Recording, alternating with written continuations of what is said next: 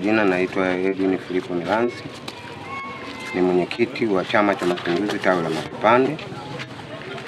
Nimekuja hapa kuwathibitishia kwamba tangu tumeanza kutawala Chama cha Mapinduzi, hili eneo linajulikana ni utawala wa Chama cha Mapinduzi kupitia mipaka ya Mpiji Magoe na Mabwepande.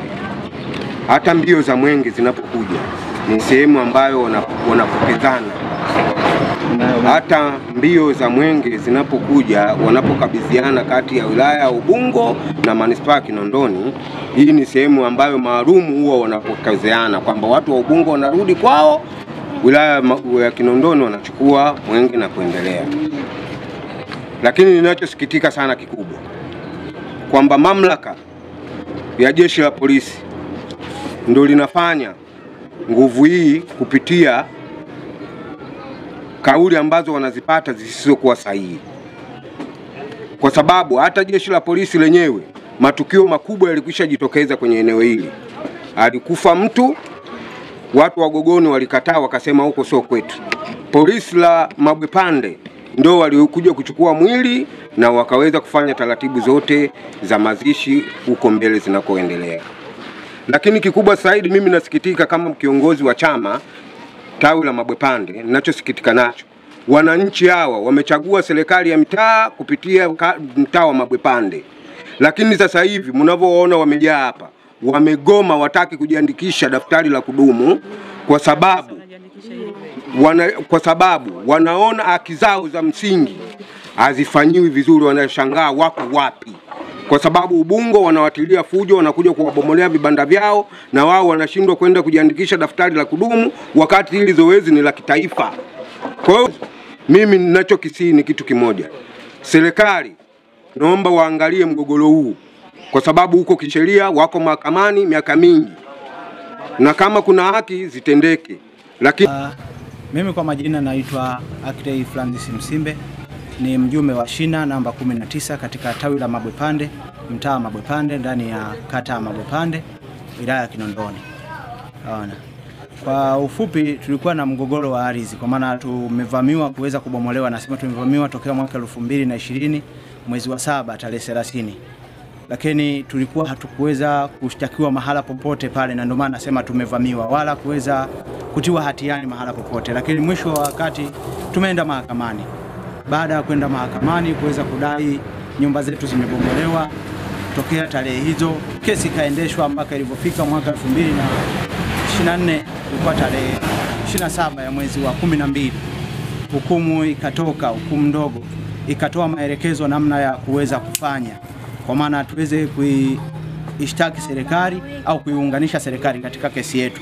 Lengo kwa sababu kumeonekana kuna mgogoro wa mipaka katika upande wa Mpiji Magoe na mtaa wa Mabwepande, naona ndani ya wilaya ya Ubungo na wilaya ya Kinondoni. Na sisi katika taratibu tumefanya hivyo, lakini wakati tunaendelea kufanya hivyo, hapa katikati yule mdaiwa wetu akaja na mtu mwingine anaitwa Binisanga, Witness Sanga. Yeye kajitambulisha yeye kama mwekezaji ambao amenunua ile eneo letu lote ambao sisi tunagombania mahakamani. Naye alichokuwa amekifanya Witness Sanga akaleta greda.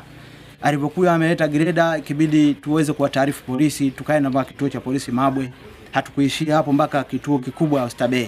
Tumetaarifu habari zote, lakini nao wametoa angalizo kwamba kusiendelee chochote, kazi isimame mpaka tusikilize hatima ya mahakama. Cha ajabu, tunarudi huku mwenzetu anaendelea kuingiza greda, anasafisha vifusi vyote na eneo lote lile anaendelea kulima mpaka dakika hii. Yani hatuelewi kwamba serikali na sisi wenyewe kwamba inafanya kazi gani, yani zidi ya mtu mmoja mwenye amri yake binafsi. Wala mahakama yote imezalaulika. Kwa hiyo tunaomba serikali itusaidie sana. Sasa mama yetu Mama Samia Suluhu Hassan, najua ni rais ambao anakuwa anapenda watu. Na mimi ni mjumbe wa chama chake, Chama cha Mapinduzi. Kwa hiyo nafanya kazi chini yao, lakini upande wa wananchi jinsi wanavyokuwa na nyasika, tunakamatwa. Unakuta ukishasema tu, yani wakishaona kwamba fulani anapaza sauti, unakamatwa, unaenda kuwekwa kituo cha polisi. Na kituo asilimia kinachokuwa kinatumika sana na huyu mwenzetu ambao mlalamikiwa wetu ni kituo cha polisi Gogoni. Kwa majina naitwa Leila Juma. Niko hapa kama na miaka kama 6 hivi. katika eneo husika. Tumevunjiwa nyumba zetu kwa kuonewa sana. Nilisikitika sana. Niko hapa kwa muda mrefu. Nilivunjiwa nyumba yangu na wenzangu. Nyumba zetu zote zilivunjwa. Tumeshtakiwa, tumeenda mahakamani, tunaona mpaka sasa hivi hakuna utetezi unaokuja upande wa kwetu sisi. Mama yule anatuonea. Wametukamata, wametupeleka ndani. Moja wapo mimi nimekaa ndani Ugogoni. Nimekaa ndani tukaendesha kesi, lakini yeye yule mama hakufika eneo husika ya kesi. Kesi imeenda upande mmoja mpaka ikaisha, kakimbia. Mpaka sasa hivi sisi tunaomba jamani. Tunaomba kilio chetu hichi Mama Samia atusikilize. Kwa nini tunanyanyasika? Kwa sababu gani? Hii serikali iko wapi? Au hatuna serikali? Tujue moja, hatuna serikali, lakini sisi tunanyanyasika. Wamama tuna watoto, tunakimbia na watoto, tuna makaa kwenye saiti za watu. Kwa sababu gani? Rais hayupo. Tuko kwenye shida kubwa. Tuna kesi zinanurukana mahakamani. Kwa sababu gani? Rais yuko wapi na hatumuoni? Na kama kuna wengine wapo katika eneo hili, sisi tunaomba wajitokeze watutetee. Jina la Focus Samson, ambaye kwenye shauri linaendelea mahakamani. Mimi ni mtu wa 84 Mahakama Kuu kwa Mheshimiwa Jaji Gwae. Kesi hizi tumeziendesha muda wa miaka mingi sana, na hatujawahi kushtakiwa, hatujawahi kupewa notice ya aina yoyote ya kuwa sisi kushtakiwa sehemu yoyote. Tumevunjiwa nyumba zetu, tumekwenda mahakamani na mahakama imetoa hukumu yake kwamba hakuna aliyekuwa mshindi katika lile eneo. Yeye sio mshindi wala sisi sio washindi. Na tumepewa maelekezo na mahakama mbele ya Mheshimiwa Jaji Gwae, tumeyafanya ya kuishtaki serikali, kamishna wa ardhi, mkurugenzi Kinondoni, mkurugenzi Ubungo na msajili na wengine pia ambao walisaidia waweke katika hilo shauri.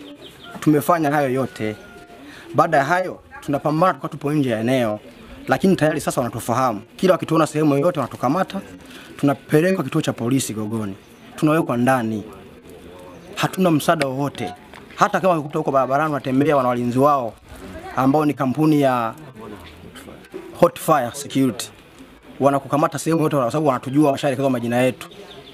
Watukamata, tunapewa kituo cha polisi Gogoni. Tunafunguliwa kesi za aina mbalimbali. Tunajaribu kupambana nazo. Takriban tuna kesi karibu 5 zinaendeshwa pale mahakamani.